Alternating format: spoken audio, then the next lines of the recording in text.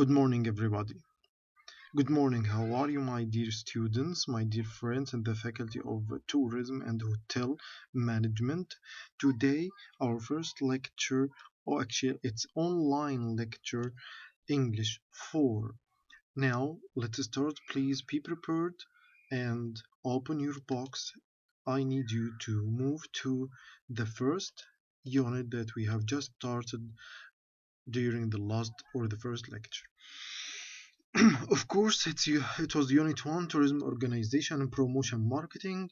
I wish you memorized and studied the vocabulary and the new terminology throughout this unit, which are really very important for you. So don't forget to study them. Okay, now last time you had this assignment 1.2. Read the text and again and complete the table. كان المفروض ان احنا هنقرا الجزئية دي ونجاوب ونكمل الجدول زي ما انا شرحت لكم المرة اللي فاتت. أول حاجة كان category of tourism organization, example, type of organizations and what they do. You should fulfill and complete this table through your good reading for the previous passage.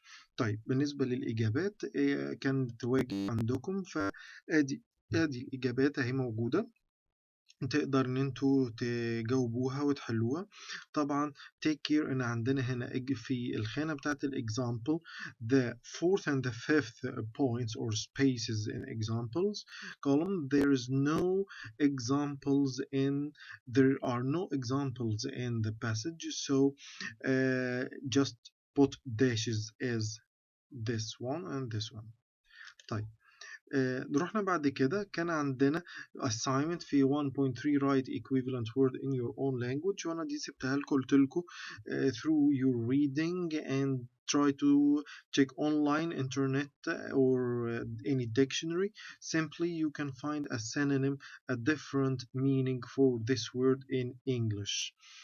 Then we moved to 1.4, which was also an assignment, or I told you we are going to answer this together in the lecture. So here you are the answers. You can copy them to your book and fill the spaces, and please study this question very good and study the previous question also very good, because they are very important and expect this to be in the end of term examination. يعني ذاكروا السؤال اللي فات عشان دول من الأسئلة المهمة جدا اللي ممكن تيجي في الامتحان الفاينل. طيب قبل ما نكمل وندخل على الجزء بقى الجديد بتاع النهارده اللي هو 1.5 read short description of national trust sites and match a person who a place to visit. حبيت بس اقول لكم على حاجه في ويب سايتس ممكن تكون very useful for you.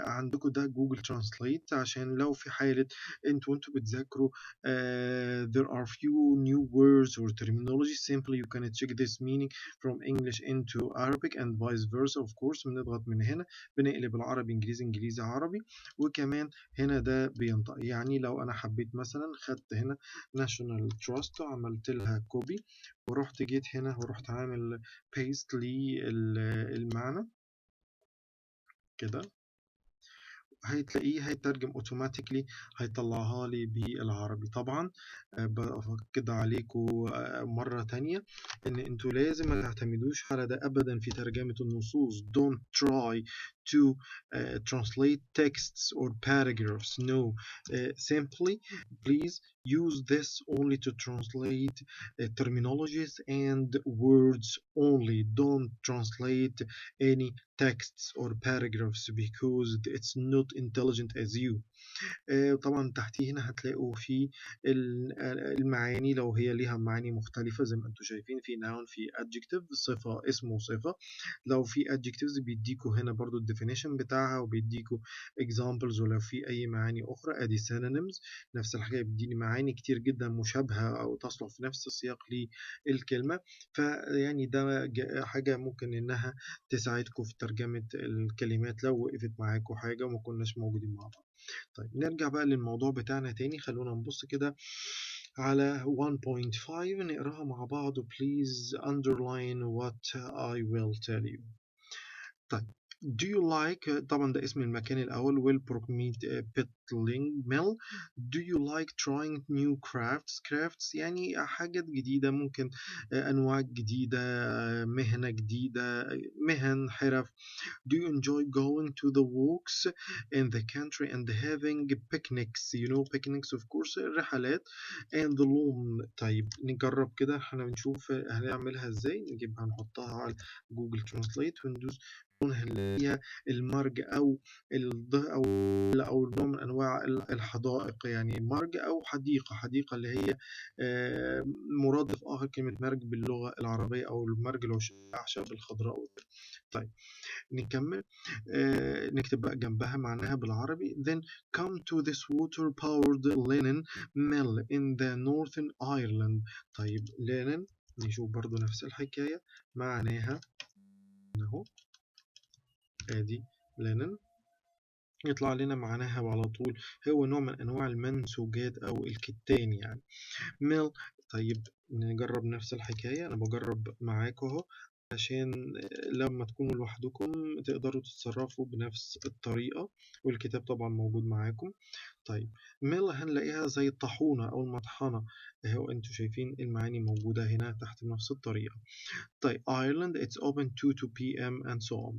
طيب number 2 South Foreland Lighthouse. يعني ايه lighthouse؟ lighthouse المنارة أو بيسموها برضو ليها مرادف آخر بيكون يعني BECOAN بيكون. نقول برضو اهي لايت هاوس هنلاقيها منارة ادي البيكون BACON ادي موجود المرادف الآخر ليها زي ما انتم شايفين كده. طيب can imagine يعني تقدر تتخيل أو تفكر living and working in a lighthouse on the white cliffs of Dover overlooking the sea. يعني overlooking يعني مطل بص على البحر at the time of the first international radio transmission. طيب radio transmission معناها بث الإذاعي أو بث موجات الراديو. find out its like and learn about the Marconi and Friday's exactly early experiments تجربة لو التجارب طبعا الأولى هنا early experiment معناها التجارب الأولى أو أول أنواع من أنواع التجارب في مجال بث الإذاعة والراديو. طبعا دول الناس اللي كانوا اخترعوا الإذاعة واخترعوا البث والراديو. نروح ل number 3 the red house can't. if you love looking at beautiful things this is the place of you can see William Morney's art novery furniture. طبعا منها احنا دايما نقول نوفوريش اللي هم محدثين النعمة او يعني معاهم فلوس جديد بشكل جديد او بشكل فجأة. نوفو فرنتشر معناها الأثاث الجديد يعني نوع من أنواع الأثاث أو صناعة الأثاث الجديدة. إدوارد بورن جونز original artwork or try relaxing and playing games in the landscape طبعا الحديقة أو الجاردن أو المنظر الطبيعي الأرض الخضراء. open march on December 11 a.m. 2 p.m. طيب نروح ل point number 4. Number 4 Theatre Royal Suffolk. طيب كلمة theater زي ما انتم شايفين قلنا دي المعلومة دي قبل كده. theater ends with RE it's a British English لكن لو كانت ends with ER so it's American English. نكمل do you have a passion. يعني ايه passion؟ يعني مولع بيه او محب جدا مغرم بالدراما او بالمسرح. visit the Britain's last Regency Theatre. You can see an amazing hand painted ceiling يعني كان يقصد بيها سقف المرسوم يعني سقف المبنى أو سقف المسرح عليه رسومات أو مرسومة باليد. just like sky. then watch the 9th century style play يعني مسرحية طبعا play أنا عارف يقف يلعب، لكن play برضو ليها معنى آخر كnoun as a noun، فهي مسرحية في المسرح. 9th century يعني style يعني هي بين مسرحيات القرن ال19. February on to November, Tuesday, Thursday, PM and etc. Entrance is free. دي مهمة جدا، ممكن برضو تنفعكم لما يكون في parties أو في club or something like that، في الهوتيل أو في أي مكان في الريزورس، فبيبقى متعرف إن ممكن يسألني التورست أو الجيست about the tickets to enter a place أو to enter the club، فبدل ما أقول له it's free no money أو ادخل كده، لا أقولها له بالطريقة صح the entrance is free. You only pay for performance. طب لو هو حد هيمثل أو حد يأجر المسرح عشان يعني يشتغل عليه أو يمثل عليه، ف you pay for performances يعني أنت بتدفع بس للحضور التمثيلي يعني المسرحيات أو الأداء الفاينل النهائي. بعد كده عندنا ده اسم مكان تاني دانستر كاسل سومرست. Are you mad? Are you mad about something? دي very important and significant question. لو أنت بتتكلم or having a dialogue or having a discussion or a conversation، طبعا اسمها conversation، مش لازم كل مرة أقول لكم إنها conversation، غلط. It's a conversation with a guest or a tourist. وبتقول له أنت بتحب الدرام، بتحب المسرح، بتحب السويمنج، بتحب البولز whatever، فممكن إحنا نقول له are you mad about، أنت بتحبه قوي كده. explore the secret passage. explore يعني يستكشف، زي برضو اللي بيطلعوا يروحوا الكامبينج في الديزرتس، بيروحوا يطلعوا كروز مثلا، فبيروحوا مكان جديد ما يعرفوش، فبقول لهم you go to explore، بيستكشف. explore the secret passage in the medieval castle. دي قلعة من أيام العصور الوسطى. discover the lovers bridge in the gardens. go back watching in the great hall. Pet watching in the great hall. pet watching طبعا ده زي مكان قديم من أيام العصور الوسطى، غرفة فيه you can enjoy pet watching، مشاهدة الخفافيش يعني الموجودة في المكان ده. find out about the lives in the Dunsters noble families، العائلات النبيلة أو اللي هم high classes. visit the gardens all year round and of course till the end of this paragraph. what you are supposed to do. نرجع نفتكر مع بعض السؤال تاني. read the short description of the national trust sites and match a person with a place to visit. يعني ده ال places 1 2 3 4 5 different places، دي أسماء أماكن، ودي 5 different peoples you are supposed to match. يعني هنكتب هنا المكان اللي each character من دول wants to visit. يعني ممكن ناخد just one moment كده، دقيقة بسرعة، حاولوا انتوا اعملوا ماتشنج ما بينها، معتمدين على نفسكم بقى، اقول لكم الإجابات كمان دقيقة.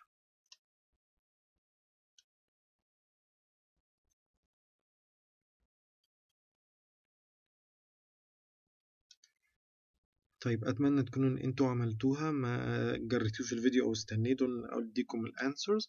فأدي الإجابات الصحيحة أهي، بس try to copy these answers to your book. Thank you. Okay, now let's move to the next passage. 1.6. Read the following text and answer the questions.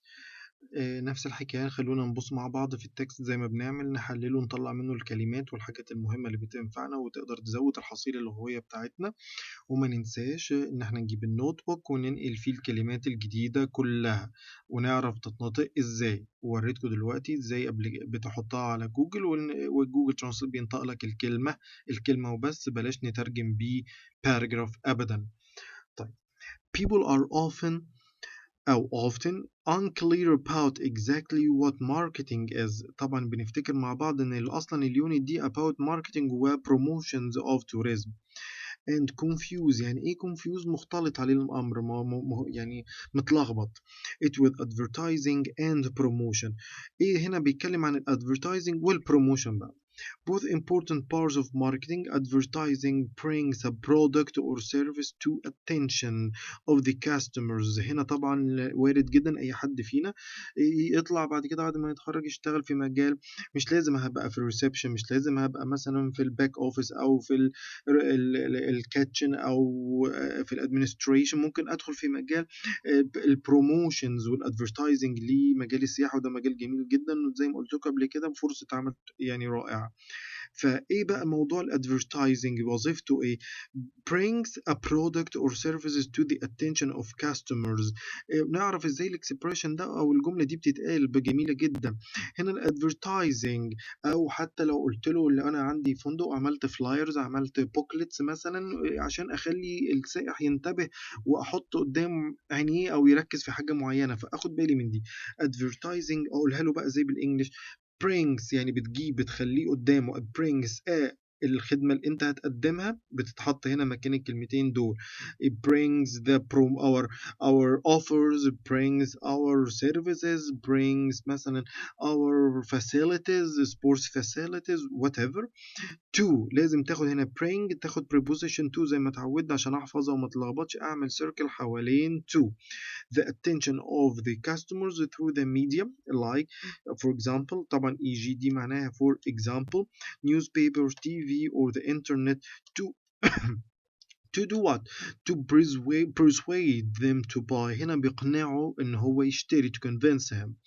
promotion keeps a product or service in the minds. بصوا ازاي بقى البروموشنز او الاعلانات او البوكلتس او البروشورز او الفلايرز اللي ممكن نلاقيها في الفنادق ممكن تبقى مفيده لانها بتخلي الحاجه keeps السيرفيسز او اللي انت بتعلن عنه keeps كذا اللي انت عايز تعلن عنه بيتحط مكان products or services in the mind. يبقى keep in the mind. اعرف الاكسبريشن ده، يا ريت ان احنا نكتبه برضو في النوت بوك بتاعنا.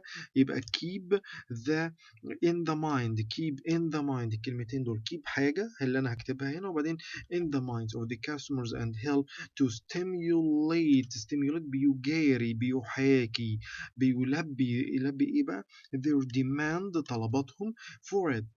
طبعا demand for ياخد preposition for نعمل عليها circle وإن برضو نحفظها ونكتبها عندنا. often through advertising. Marketing is altogether. marketing هنا احنا من شوية اتكلمنا على الادفرتايزنج، احنا هنا دلوقتي هنتكلم على marketing is altogether more complex.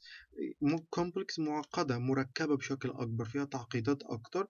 It's all the activities involved in making sure customers buy a product or service by understanding and meeting their needs. حلو جدا ده. يبقى هنا to meet their needs طبعا demands طلباتهم demands for what? for new offers, demands for new destinations, demands for journeys, picnics or whatever. يبقى انا هعمل الاوفر عشان البي الطلبات دي. تتقال بالانجلش بقى ازاي؟ يبقى meet their needs. traditionally this is called the 4P's. ونكتب هنا السؤال ممكن يجي لي في الامتحان يقول لي what is the meaning of for the 4P's. نكتبها كده مع بعض اهو. نكتب السؤال what are the meaning of the 4P's. يبقى ده السؤال اللي ممكن انه يجي على الجزء ده في الامتحان في الجزئية دي، لان ده طبعا مصطلح نبقى عارفينه. معناها ايه بقى marketing mix؟ معناها ايه product. ادي البي الاولانيه، ما هو بيقول لي 4 بيز يعني في 4 بي letter P product price place promotion.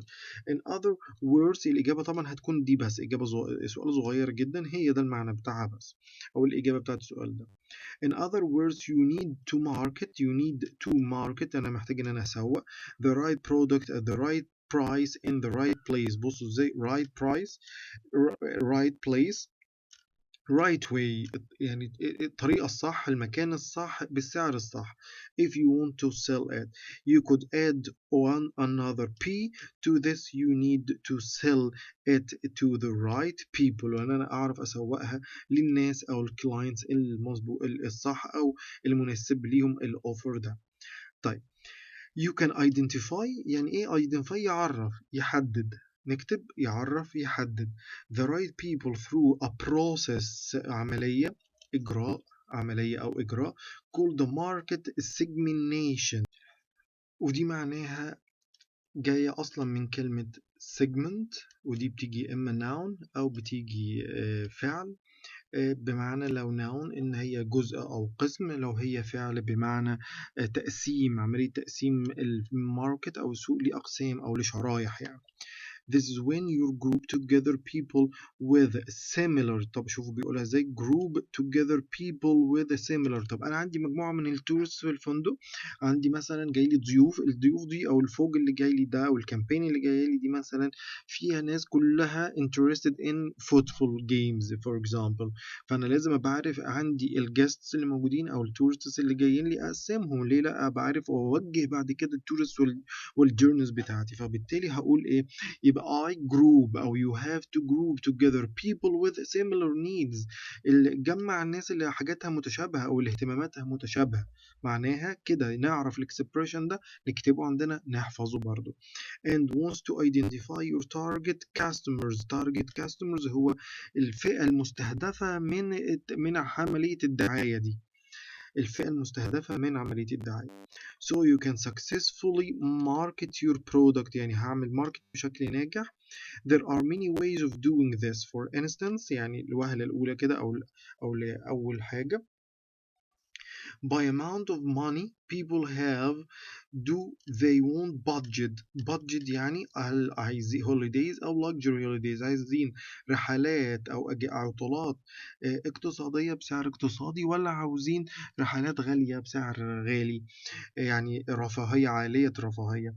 by the kind of activities they are. طبعا شوف أنا بقسم الناس إزاي، ودي ممكن برضو نكتبها عندنا سؤال. how you are supposed to group people with similar needs. نكتب قول سؤال تاني، how to group أو how you have to group together people with similar needs.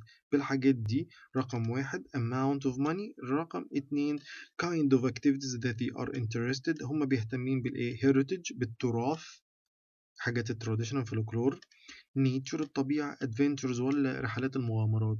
by their circumstances يعني ظروفهم أحوالهم، single couple family رحلات لناس شباب أو عزاب مثلا، أو ل couples أو ل family أو رحلات أسرية. ممكن كمان by their age from 18 to 55 or over 60. طبعا these group needs a certain type of holidays. أكيد ال over 60 ما يقدروش إن هم they can manage this type of journeys or holidays. by the kind of tourist they are independent or pampered. independent يعني معتمد على نفسه، pampered يعني مرفه. نقف عند البوينت دي في المحاضرة بتاعتنا، المحاضرة الأولى للأسبوع ده أو للأونلاين كورسز. مطلوب مننا حاجة سهلة جدا، please answer the following 6 questions as an assignment. ان شاء الله هيتم اعلان ايميل هكتبه لكم على الجروب، انتوا تقدروا لما يكون في assignment بوقت محدد في يوم محدد تاريخ محدد من الساعة كذا للساعة كذا، لازم تتبعت الايميلز بالاجوبة او بالحاجات المطلوبة. لو ما حصلش كده اي assignment اي ايميل هيجيني after الديدلاين هيكون rejected تماما، واي excuses طبعا مش هيكون ليه مجال للنقاش في اي حاجة من الحاجات دي. شكرا ليكم. see you in the next lecture. باي باي.